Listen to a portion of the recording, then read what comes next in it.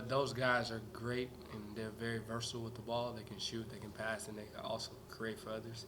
So once we identify how teams are playing it, it's just a matter of executing behind it and getting the ball out after the trap in.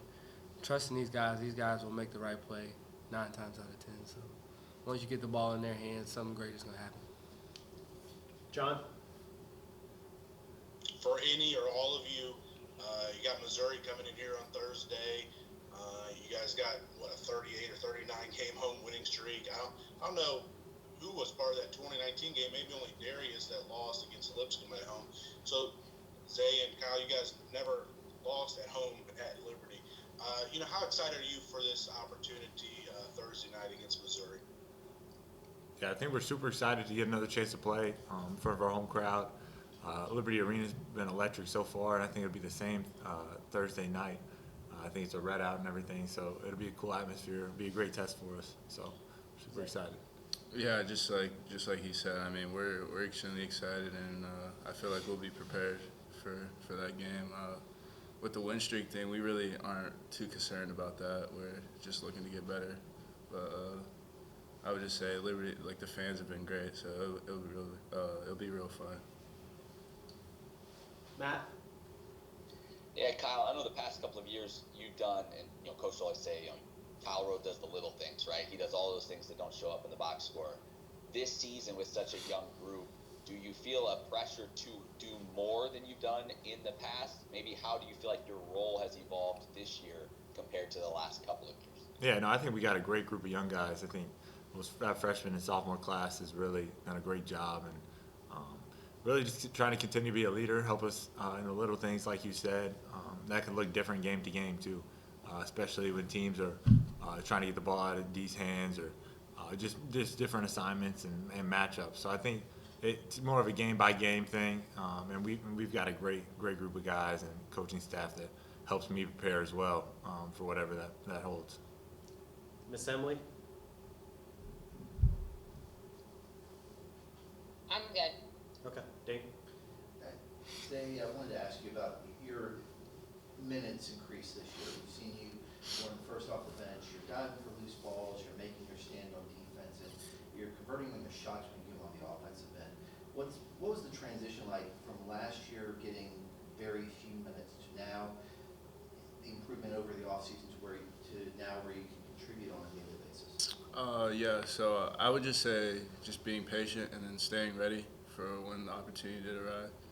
But that was the main thing I just want to focus on, was just being a good teammate when I wasn't getting the time and stuff. But just being able to capitalize on the opportunities I was getting and being able to do what I needed to do for whatever the team needs is something I wanted to focus on.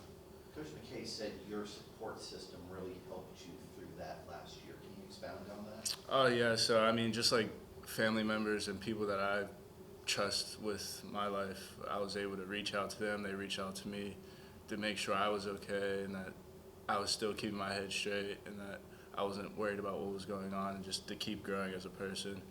So I think just being able to talk to people like that, like my close friends, and then my parents were really big supportive people in that time frame. So that's about it. John? Isaiah, you got a lot of accolades in high school, as everybody at the table did. But then last year to come in and kind of learn your place and your role, how difficult was it for you to go through that? Games where you didn't even get on the floor. Yeah, so it was definitely different. I mean, being used to starting basically my whole life and whatever I was doing, but being able to learn from the guys from last year, I think really, really helped me out. Like learning from Cuff, Chris, Darius, and these guys them going through it before I did, it really helped me a lot. So. Darius, I wanted to ask you, you've gone through shooting slumps before, and you've never had the green light turned off. What's been a key for you just to keep taking those shots when you know you can get good shots against the defenses that they're throwing at you this year? I'm pretty sure you guys hear it all the time. Like, we judge our shots off the quality of it. So if it's within our offense and we feel like it's a great shot and it's something you work on a day-to-day basis, just keep taking those shots. Eventually they're going to start to fall. don't be swayed by misses it makes. Like, just stay true to it. I have a question. Yes, sir. Who are you guys leaving your complimentary tickets for on Thursday night? My mom and my family coming. My mom and my brother. You sure? I'm more than positive. Family and wife. Okay. Yeah, I'm married, so. Anyone else? Yeah, Darius, I think you've shot about half as many free throws in 6 games as you did all of last year so far this season. Do you feel like, is it because you're handling the ball more that leads to you being maybe more aggressive, taking it to the rim? What has maybe caused that change in being more aggressive, taking the ball to the basket this season?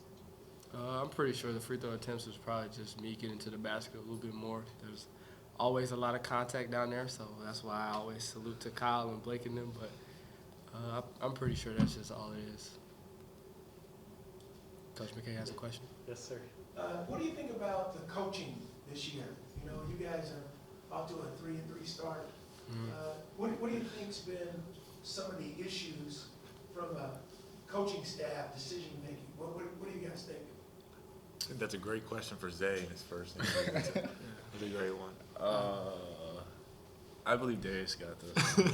I think the addition of Mayo Baxter-Bill to the coaching staff was a close call, but you know it's a work in progress. We're getting through the kinks.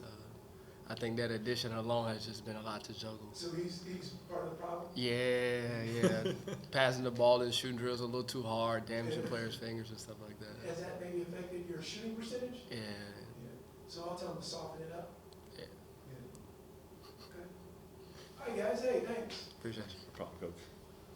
Does any real media have any questions left?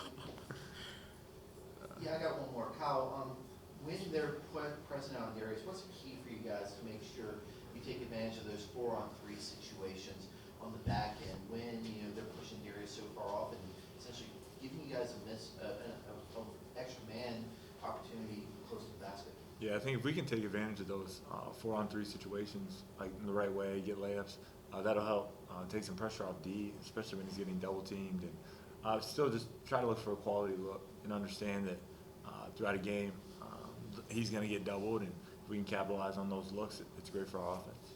Does Keegan's shooting in the last two first halves really help with that? Yeah, I think Keys' presence as a leader, as a shooter, like you said, has been phenomenal this season, and especially in the last couple of games, like really shot it well. So that's who he is.